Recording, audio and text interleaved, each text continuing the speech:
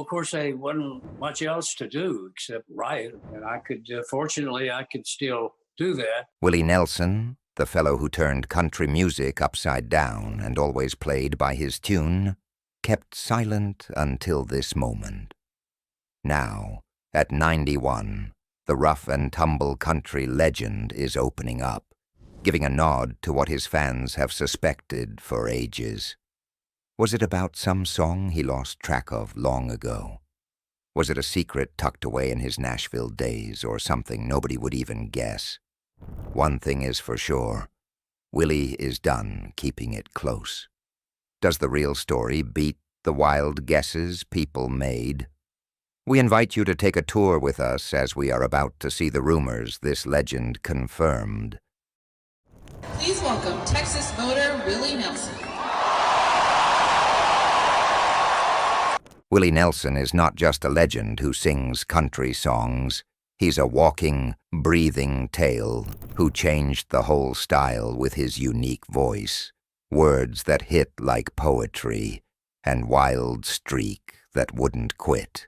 He reached the big time in the late 1960s, becoming one of the front-runners of outlaw country, a push that kicked against Nashville's shiny, smoothed-out ways and let singers call their shots. With songs people will never forget, like On the Road Again, Always on My Mind, and Blue Eyes Crying in the Rain, Nelson's tunes similarly stick with young and old. Apart from his music, he stands up for helping farmers, pushing for legal weed, and speaking out on people's troubles. His long braids, bandana, and that beat-up guitar, trigger, stand for the offbeat trail he blazed through a world that kept trying to box him in. But how did this man become a legend that all he says matters, including rumors about him? I'm just as curious as you are. Let's find out. Willie Nelson's career stretched long and wandered wide, touching country tunes, old classics, gospel songs, and more. He kicked off with his first record in 1965 and teamed up with country giants Waylon Jennings, Chris Christopherson, and Johnny Cash in a group called the Highwaymen. Willie helped start what folks call outlaw country, shaking up the smooth Nashville ways, and left a big stamp on America's music scene. He grew up in the middle of Texas, soaking up all kinds of sounds that stuck with him.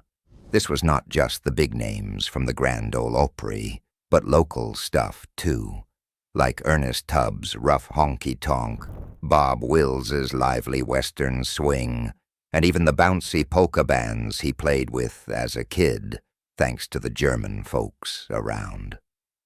Willie Nelson entered the world on the 29th of April, 1933, in Abbott, Texas, a dot on the map surrounded by cotton fields under an open sky. His parents, Merle and Ira Nelson, welcomed him just before midnight, though some say the doctor didn't write it down till April 30 rolled around. Willie never minded that mix-up. Time seemed to twist around him even back then. The Great Depression hung heavy over his early days, with cash tight and dust storms kicking through. However, Nelson held on to his tough spirit and church songs. The worst happened when his parents split up, shortly after he was born. Willie and his big sister Bobby had to move in with their grandparents, William and Nancy. Those two were hard as nails, shaped by the land and their beliefs. William hammered iron as a blacksmith, steady and strong, while Nancy taught in a school and loved music. They brought up Willie and Bobby as if they were their children in a simple house with breezy floors and a porch that welcomed the wind. Meals were basic beans, cornbread, maybe chicken if luck was good, but love patched up what hunger left empty. Music got into Willie early. Nancy showed him how to pluck a battered guitar, guiding his little hands until he could pick a tune. Bobby banged away at the piano, her notes twirling with Willie's strings. Sundays meant church, where voices were raised in symphony while Willie enjoyed the old hymns. By 6, he had scratched out his first song on any scrap of paper he could grab, words tumbling out easy as air. The radio often played Hank Williams and Jimmy Rogers, whose sad howls shaped his early music days. However, life was not all sweet sounds. Willie and Bobby worked the cotton fields, their hands torn up till they bled, and the sun burned their backs.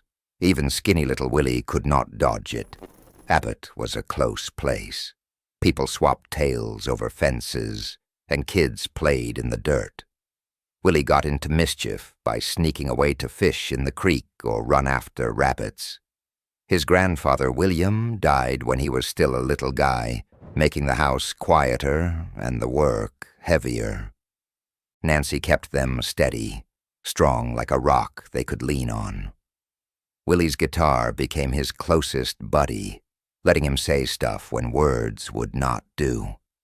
He would perch on the porch as the sun went down, playing tunes while the stars came up, the music drifting over the fields.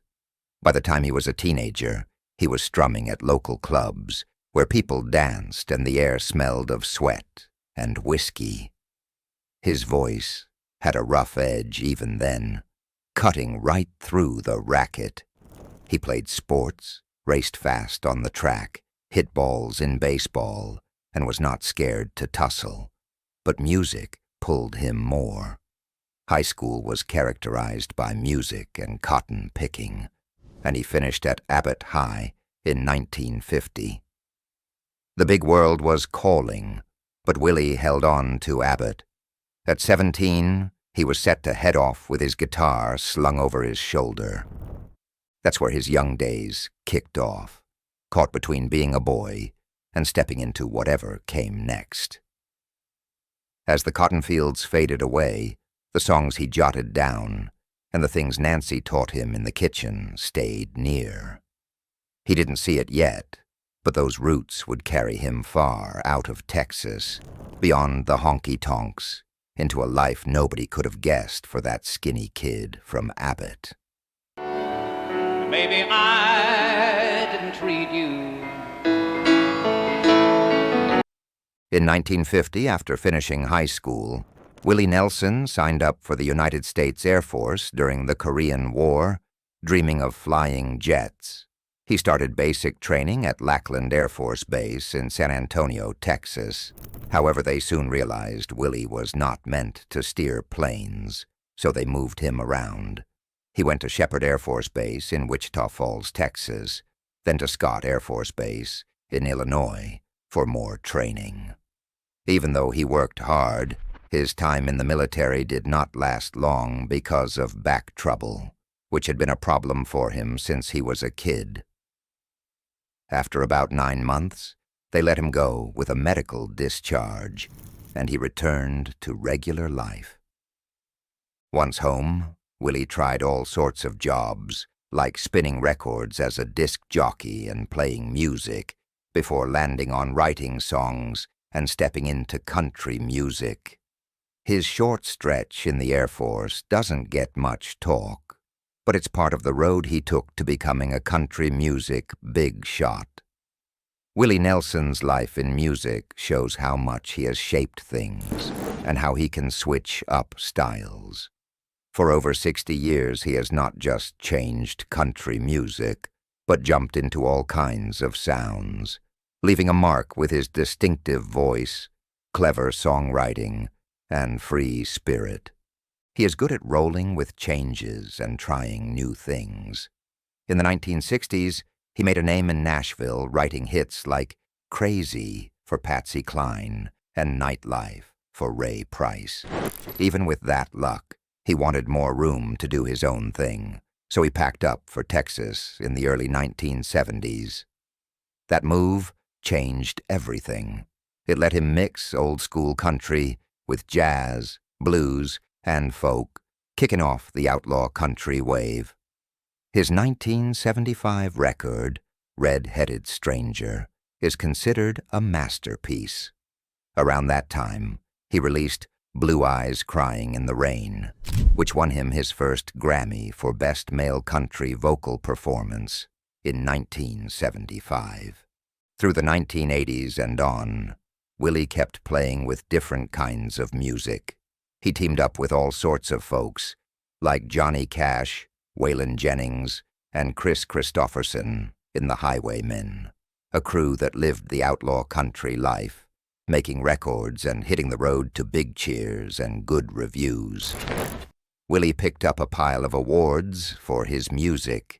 He's won a bunch of Grammys, like that 1975 one for Blue Eyes Crying in the Rain, and then in 2023, at 89 years old, he took home Best Country Solo Performance for Live Forever and Best Country Album for A Beautiful Time. The Country Music Association Award people have loved him too. He grabbed Single of the Year in 1976 for Good-Hearted Woman, with Waylon Jennings, and Album of the Year that same time for Wanted, The Outlaws. In 1979, they named him Entertainer of the Year. In 2012, they started the Willie Nelson Lifetime Achievement Award just for him, handing it over to the man himself for all he did for country tunes. He had a hit at the American Music Awards, too, winning Favorite Country Single in 1977 for If You've Got the Money, I've Got the Time, and Favorite Country Male Artist in 1982. In 1998, the Kennedy Center Honors came his way, tipping their hat to how his songs shaped American life. In 2015, he was the first country singer to get the Gershwin Prize for Popular Song from the Library of Congress, a nod to how he has lifted music Americans love. In 2023, they put him in the Rock and Roll Hall of Fame, showing he's reached way past country and left tracks all over music. And now that Johnny and I have been inducted, I want to give a plug for Waylon, who... He has never been shy about mixing it up, singing with Ray Charles, Merle Haggard, and even Snoop Dogg, proving he can hang with anybody and any generation of music people love. Outside music, Willie fought hard for things he cared about. In 1985, he helped start Farm Aid, a yearly show to help family farmers in the United States, pulling in over $60 million to keep them going. Willie's reach goes further than songs. He has written books like his life stories, Willie, an autobiography, and it's a long story, My Life, expressing what he has seen and how he thinks. His charm landed him on screens, too, popping up in movies like Honeysuckle Rose and The Electric Horseman, plus shows like Monk and The Simpsons, showing he can play more than just a guitar. His place in history is locked in with spots in the Country Music Hall of Fame and the Songwriters Hall of Fame. In 2012, Austin, Texas, gave him a big statue of himself, tying him tight to the town and its music roots. However, the statue was vandalized in 2024. Till date, the Austin Police Department has not traced who vandalized it or why it was vandalized. Nevertheless, that can't affect the legacy he has built over the years in country music. Despite his illustrious career, which can be considered the standard for country music lovers, Willie Nelson has had his share of challenges in American music. Back in the late 1980s, Willie Nelson, the big-name country singer and songwriter, ran into money trouble that could have knocked his music life and home life off track. It all started when the Internal Revenue Service said he owed them a whopping $16.7 million in taxes he had not paid. They pinned most of that mess on bad handling and shady deals. His accountants at Price Waterhouse talked him into tax shelters that sounded good, but he was shot down by the Internal Revenue Service later. With no way to cough up that kind of cash, Willie ended up in a standoff with the government. On the 9th of November, 1990, the Internal Revenue Service came down hard, grabbing almost everything he owned. They stormed his places around Austin, his house, his recording spot, and snatched up guitars, gear, chairs, gold records, and little keepsakes. They locked up his bank accounts and put chains on his land, too. Lucky for him, his beat-up guitar, Trigger, dodged the raid because his daughter Lana shipped it off to Hawaii before the Internal Revenue Service could nab it. The Internal Revenue Service figured they would sell off Willie's stuff to get their money back. But that sale did not go like they had hoped. Many of his fans and buddies bought up his things just to return them to him, showing how much they cared after all those years. That big wave of kindness washed the Internal Revenue Service's plan to cash in on his goods. Staring down a debt he could not climb out of, and with his stuff gone, Willie cooked up a smart fix. He cut a deal with the Internal Revenue Service to put out an album to raise money to square things up. In 1992, he dropped the Internal Revenue Service tapes, Who'll Buy My Memories? Bare bones record with his voice and guitar, set up to send the tax people as much cash as possible. For every album sold, Willie got $6. However, $3 went straight to the Internal Revenue Service to chip at his debt. $1 went into a pot for his lawyer bills, and $2 covered making and selling the record. It let him peck away at what he owed while keeping true to his music and fans. Even with that, the album did not bring enough to wipe out the debt. However, Willie hit the road hard, playing show after show, and with people still rooting for him, he paid it off bit by bit. By 1993, he cleared the slate with the Internal Revenue Service, putting that rough patch behind him. Through it all, Willie's toughness and fans' support kept him going. That whole mess showed how easy it is to trip over bad money moves, but it also proved how tight he was with the people who loved his songs. Turning a hard time into a chance to sing and reach out kept Willie's name shining bright in music. Nevertheless, while building his music repertoire, his personal life quietly unfolded behind the spotlight. Personal life. The famous country singer Willie Nelson has lived a personal life just as lively and full as his music days. His ups and downs with love and raising kids give a real peek into the guy who wrote those big songs. In 1952, when he was 19, Willie tied the knot with Martha Matthews. They were together for 10 years and had 3 kids, Lana, Susie, and Willie Billy Hugh Jr. Things were not easy, though. Fights and rough stuff, like hitting, marked their time together. One bad night, Martha sewed Willie into bedsheets and whacked him with a broomstick. Even with all that, they did not split until 1960. Sadly, their boy Billy had a tough go later and decided not to live again in 1991. In 1963, Willie remarried, and this time to Shirley Colley, another country singer. They started well, singing together on tracks like Willingly and getting along fine. However, trouble came when Shirley found a hospital bill from Houston for the birth of Paula Carleen Nelson. It showed Willie had cheated on her.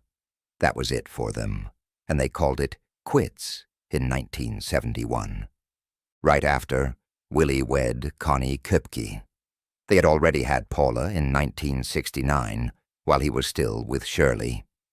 Willie and Connie added another girl, Amy Lee Nelson, to the family. They held on for 17 years, splitting up in 1988.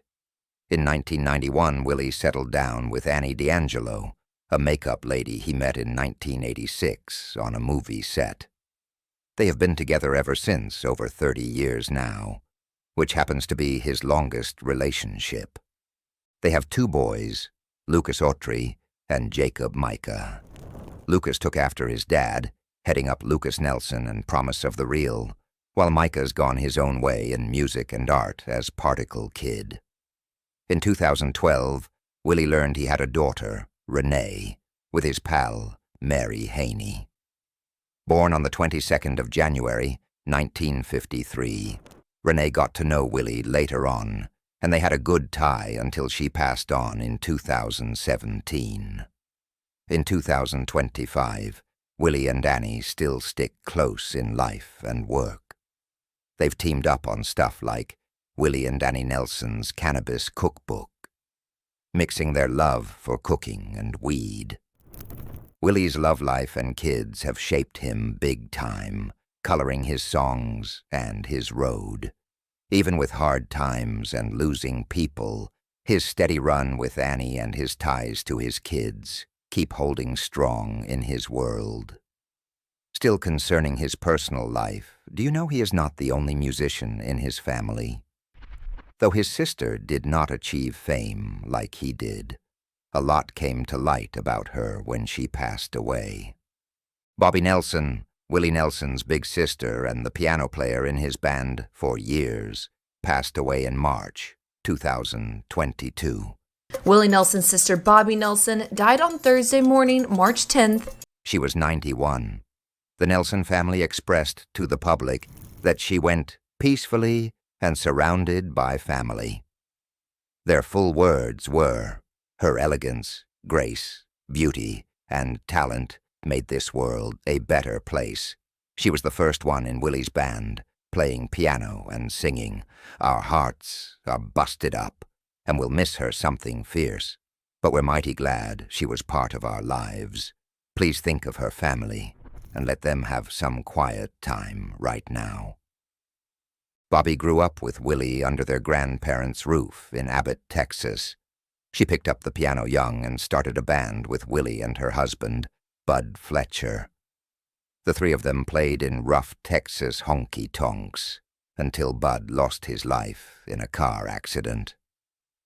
After that, Bobby took office jobs and played piano occasionally to bring in extra money while raising her 3 kids. Everything shifted when Willie landed a record deal in 1972. Bobby joined his band soon after, becoming a lively, unforgettable part of his shows. She sang and played on many of Willie's best-known records, like Red-Headed Stranger, Phases and Stages, and Stardust. Bobby put out her first solo record in 2007, Autobiography, with a couple of tracks where Willie sang and strummed along. Then she got a spot in the Texas Country Music Hall of Fame. When they played live together, Willie liked to call her Little Sister with a grin.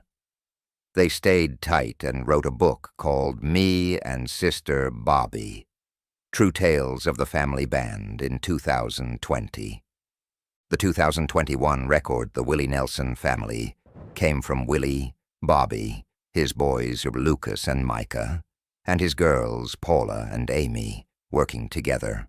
It mixed old church songs with fresh takes on Willie's classic tunes, one of Bobby's last projects. Bobby was supposed to play with her kin at Luck Reunion, a music shindig at Willie's Ranch in Luck, Texas, on the 17th of March, 2022, the same month she passed away. Despite the tragedies he has experienced over the years, such as the loss of his son and only sibling, Willie has been able to make a name and fortune for himself. It is safe to say that he is living the American dream. Willie Nelson's net worth. Willie Nelson, the big-name country music fella, has piled up about $25 million to his name, by 1,025. Past his songs, he has always put his money and fame to work helping people, showing how much he cares about people and the land. One of his biggest do-good moves was starting Farm Aid in 1985 with Neil Young and John Mellencamp. They set it up to highlight tough times for family farmers and raise cash to keep them going.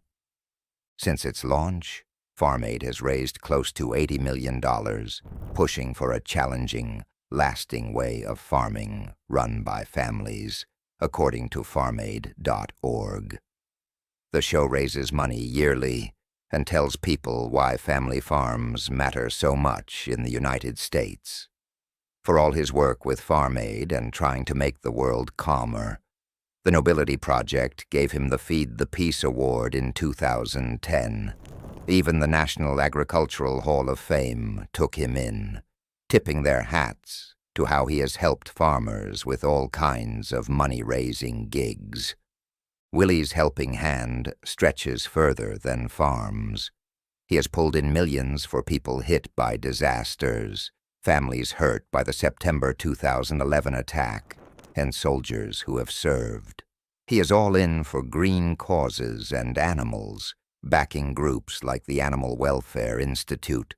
He got his kin together to sing Wild Horses, sending every penny from it to help America's wild horses. To lift country towns, Willie set up the Willie Nelson Endowment for uplifting rural communities at the University of Texas's School of Public Affairs.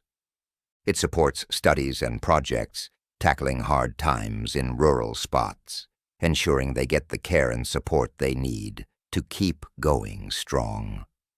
In 2022, Willie looked back on Farm Aid's wins, pointing out how they handed out nearly $1.2 million to boost farmers, people who speak up for them, and farm groups all over. They picked up over 800 calls from family farmers needing a hand, stretched their hotline to reach Spanish-speaking farmers and ranchers, and helped new farmers get loans and tools to start growing.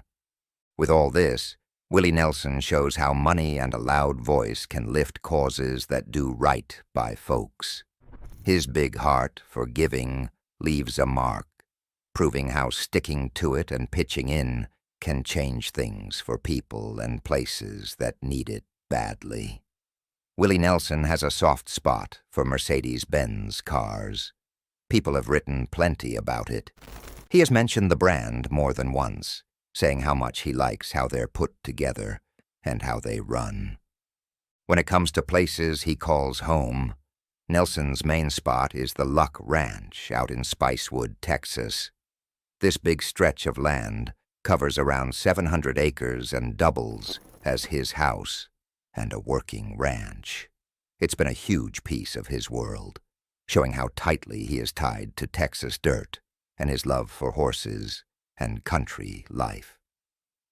On top of that, he has a 6-bedroom, 6-bathroom house in Maui, Hawaii, built back in 1935 and sitting on a half-acre patch close to the shore. This place gives him a peaceful getaway, mixing fancy, living with Hawaii's wild, pretty scenery. Those homes and the cars he picks out paint a picture of what Willie is into. Fancy stuff on one hand, and the calm of wide-open spaces on the other. Despite being open to his fans in times of glory and adversity, such as when he experienced bankruptcy, Willie Nelson kept one secret he had just revealed. What did he say? Let's find out, because we are as curious as you are. The rumors he confirmed. Willie Nelson's facing his days with a bright outlook at 91. The fella who sings On the Road Again just released his 76th solo record, Last Leaf on the Tree, and he is not fixing to quit making music anytime soon. In a sit-down with the Associated Press on the 1st of November 2024, Willie revealed that death is not something he dwells on much. This is because he is a legend in a ripe old age, and people are anxious that he might journey to eternity at the same age his older sister did in 2022. He said, "Well, I'm 91 and some change, so I ain't fretting over it. I feel all right. Nothing's hurting me. I got no cause to stew about dying, he told them. Still, I don't know anybody who's lasted forever. I look after myself pretty decent. I feel like my body's holding up well. My head, that's a different tale. The music maker also revealed what he hoped people would remember him for. I had fun, and I did what I showed up for. Playing music, he said. Lately, people close to him told Closer that Willie has been leaning on his buddy Bob Dylan to keep his mind sharp. To them, getting old is just a number. They laugh. They ain't dead yet, one pal said. They swap stories about the wild old times, and that keeps their thinking sharp. In June, Willie had to skip some shows because he got sick. He has been through tough stuff, lung troubles and pneumonia, and has picked up tricks for sticking around. He is glad to pass them on to Bob, and Bob swaps some back. Bob is doing great for a guy who has lived hard, and Willie is hanging in there, finding fresh pep even after his last health issues. Willie has bounced back to playing live before Last Leaf on the Tree hit on the 1st of November, 2024. Concerning their upcoming project, Willie Nelson just let his audience know he is hauling his yearly 4th of July picnic back to Austin, the heart of Texas, with Bob Dylan, the Avett Brothers, the Mavericks, asleep at the wheel, and Tammy Nielsen tagging along. The good times will kick off at the Germania Insurance Amphitheater at 3:30 p.m. He said he can't wait to bring his annual 4th of July picnic back to the city he loves and share this big day with all his Austin fans. No one can deny Willie Nelson's influence in various genres of American music. He is not just a good storyteller, but one who keeps his passion alive into his old age. What about his upcoming annual event? Will you be there? Let's hear your thoughts in the comments. Thanks for watching. If you enjoyed this video, like and subscribe to this channel. Before you go, watch the other videos on your screen.